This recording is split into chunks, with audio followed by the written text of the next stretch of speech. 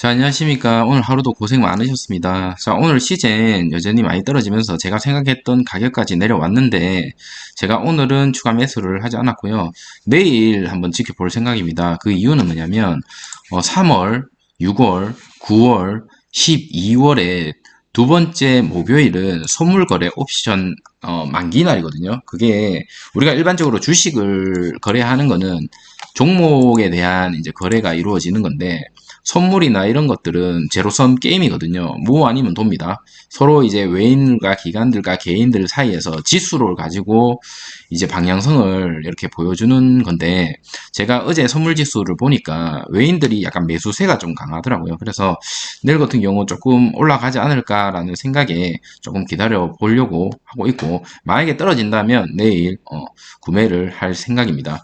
그래서 내일 선물 만기긴 한데, 제가 봤을 때는 크게 외국인이 매수로 이렇게 잡았기 때문에 주가가 크게 떨어지지는 않지 않을까, 전체적인 증시가 그렇게 이제 생각이 됩니다. 내일 한번 지켜봐야 될 것 같은데, 어쨌든 내만의 날이라고 불러지는 날입니다. 내일은.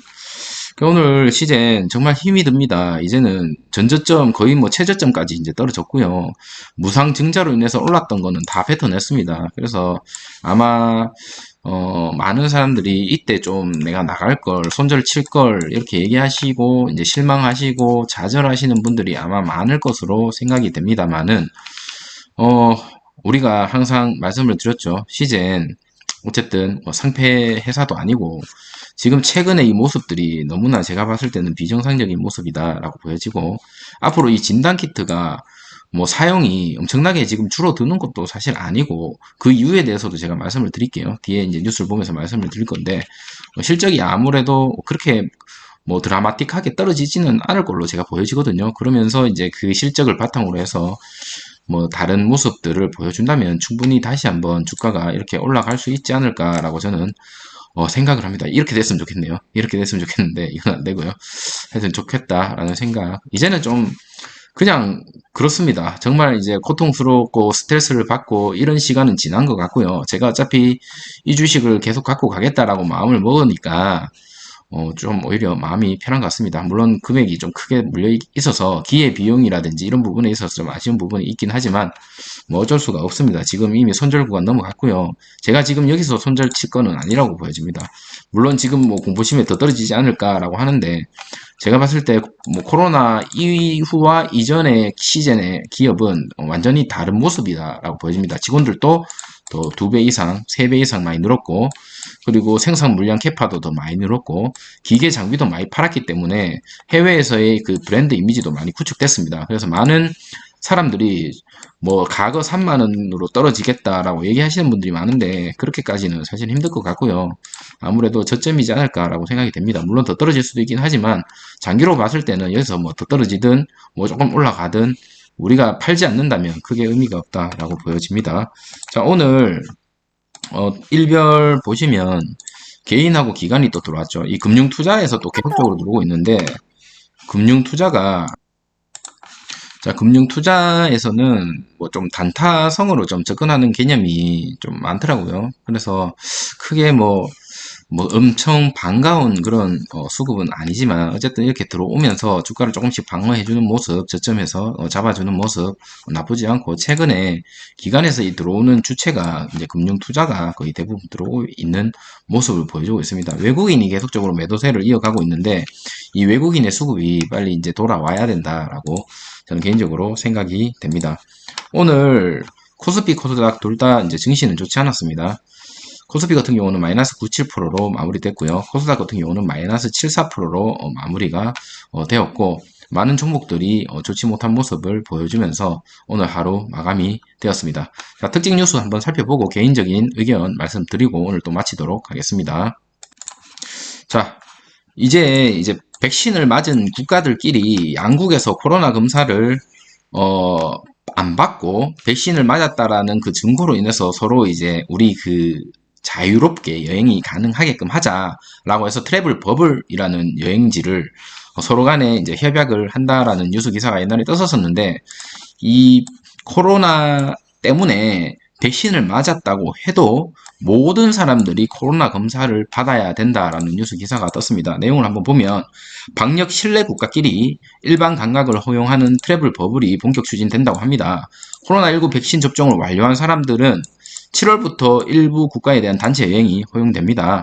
하지만 자, 이 부분 백신 접종을 완료한 사람들도 출국 전과 현지 도착 후 코로나 진단 검사를 받아야 한다는 거죠. 그러니까 백신을 맞았다 해도 진단 검사는 받아야 되기 때문에 시즌에서 계속적으로 말씀하는 이 백신과 진단 키트는 음의 관계가 아니라 양의 관계다라는 게 사실 이런 부분이죠. 이것뿐만이 아니라 지금 일본에서는 도쿄올림픽 계속적으로 준비를 하고 있고 세계적으로 전부 좋지 않은 시선을 보여주고 있지만 강행할 것 같습니다. 이 도쿄올림픽을 강행하게 된다면 이 선수들 보호 차원에서 그리고 관객들 보호 차원에서 뭘 해야 되겠죠?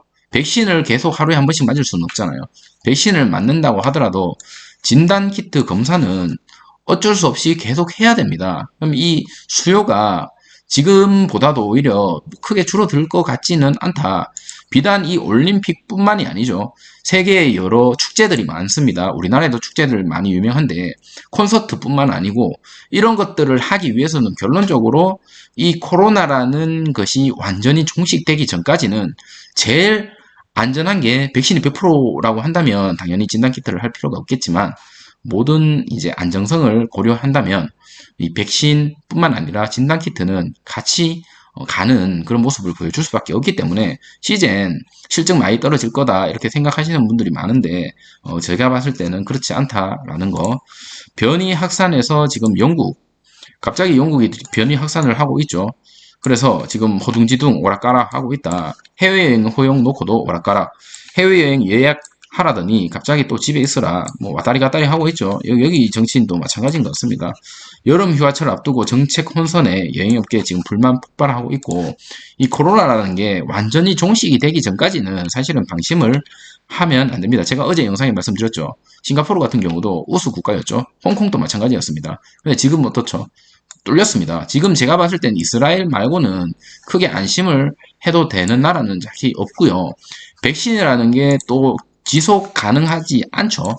이 사이에서 여러 가지 어떤 이슈가 있는 걸 수도 있고 제가 어제도 말씀드렸다시피 한 명이 발생이 되더라도 그 주변에 있는 사람들 백신을 맞았다고 해도 다 검사를 받아야 되는 그런 범위 안에 있다. 그래서 당분간은 최소한 올해는 이 진단키트로 인한 어떤 실적이 급격하게 떨어지지는 않을 것 같습니다. 단 이 주가가 이렇게 계속적으로 떨어지는 이유가 언젠가는 이 코로나가 사라질 거라는 것을 많은 사람들이 알고 있기 때문에 이 코로나가 사라졌을 때 이 시즌이라는 회사가 포스트 코로나 이후에 어떤 것을 하겠다라는 것을 지금 아무것도 얘기를 안 하고 있기 때문에 불안한 마음에 시장에서 계속적으로 떨어지고 있습니다.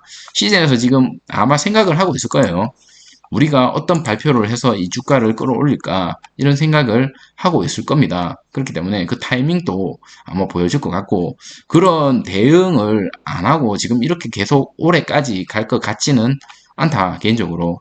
하반기에는 어떤 모습을 액션을 취해주지 않을까라는 기대감으로 어쨌든 저는 끝까지 버텨줄 생각이고 자, 시장 같은 경우 이제 공매도에 사실 시달렸죠. 그리고 무상증자 호재도 지금 거의 반토막이 났습니다. 아까 제가 말씀드린 것처럼 시즌이 무상증자 이후에 주가가 연일 바닥을 치면서 지금 손수무책이다. 최근 한 달 동안 보여준 시즌의 모습은 정말 상패 회사가 아닐까라고 의심이 될 정도로 정말 심각하게 계속적으로 떨어지고 있다.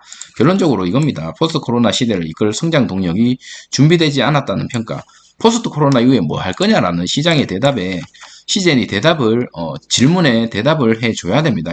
여기에 대답을 못하면 주가가 크게 오를 수는 없을 것 같습니다. 실적이 크게 떨어지지는 않겠지만, 하지만 여기에 대한 대답을 회사에서 빨리 주는 게 맞다라고 보여지고, 그거를 우리는 기다리고 있다. 라는 겁니다. 과거의 시장에서는 포스트 코로나 이후에 어떻게 하겠다 M&A에 대해서도 언급을 했고 그 M&A가 빠르면 하반기 뭐 아니면 내년 초라고 이미 언급을 했거든요. 그래서 그 M&A에 대한 이슈도 빨라야 이번 연도 하반기나 내년 초입니다. 그렇기 때문에 지금 당장 이 주가가 어떻게 올라가기에는 조금 힘들지 않겠냐라는 생각이 들고요. 저는 딴 거 안 바랍니다. 그냥 분기 배당 이슈 이제 얼마 안 남았죠. 분기 배당률이라도 좀 올려주어서 이 시즌 주주들한테 단비와 같은 그런 좀 목을 지금 아마 갈증이 많이 날 건데 목을 좀 축일 수 있는 그런 호재의 성 이슈를 좀 터트려 줬으면 좋겠습니다. 자, 불투명한 미래에 대한 불안감을 잠재우기 위해서는 경험이 풍부한 외부 인사 영입에 지금 매달렸었죠. 지난 2월 기존 사업의 확장과 신사업 강화를 위해서 지금 많은 사람들을 임원으로 뽑았고 이 임원들이 지금 뭐 하는지 모르겠지만은 뭔가 준비를 하고 있겠죠. 돈 받았는데 일을 안 하지는 않겠죠. 연구개발 R&D라든지 뭐 AI 뭐 전문가도 뽑고 인사 전문가의 뭐 재무 전문가 뭐 글로벌 영업 전문가 뭐 주식 관련 주가 관련 그런 이제 관리 전문가 뭐 다 뽑았습니다. 다 뽑았는데 지금 크게 뭐 나오는 게 없습니다. 없고 어쨌든 이런 모습들을 우리가 기대해 볼 만한 뉴스이기 때문에 정말 힘듭니다. 지금 정말 힘든 시기고 사실 시즌 때문에 머리가 많이 아픕니다. 다른 주식들이 좀 잘 그래도 가고 있어서 거기에서 차익을 계속적으로 나오고 있고 손익을 보고 있어서 그나마 좀 다행이긴 한데 시즌이 제 아픈 새끼손가락인 것 같습니다. 엄지손가락인가요? 비중이 크니까. 어쨌든 오늘 하루도 여러분 힘내시고요. 언젠가는 제가 제 채널 이름이 삐대보자거든요. 삐대보자. 삐대보자라는 게 경상도 사투리로 버텨보자, 존버 뭐 이런 뜻이라고 보시면 되는데 딱 채널 명과 맞는 것 같습니다. 저는 이거 어쨌든 끝까지 삐대볼 생각이니까 여러분도 같은 생각이시면 끝까지 한번 우리가 살 날이 더 많죠. 참 씁쓸합니다. 이런 얘기밖에 할 게 없어서 그래도 끝까지 한번 버텨보면 좋은 날이 오지 않을까 생각이 됩니다. 만약에 제가 얘기하는 거에 동의를 하지 못하거나 가망이 없다 생각하시면 빨리 손절하시는 것도 나쁘지 않다라고 보여집니다. 더 떨어지면 정말 멘탈이 나갈 수도 있기 때문에 하여튼 그 부분 참고 부탁드리고 조금이라도 도움 되셨다면 좋아요와 구독 부탁드리도록 하겠습니다. 오늘 하루도 고생 많으셨습니다. 감사합니다.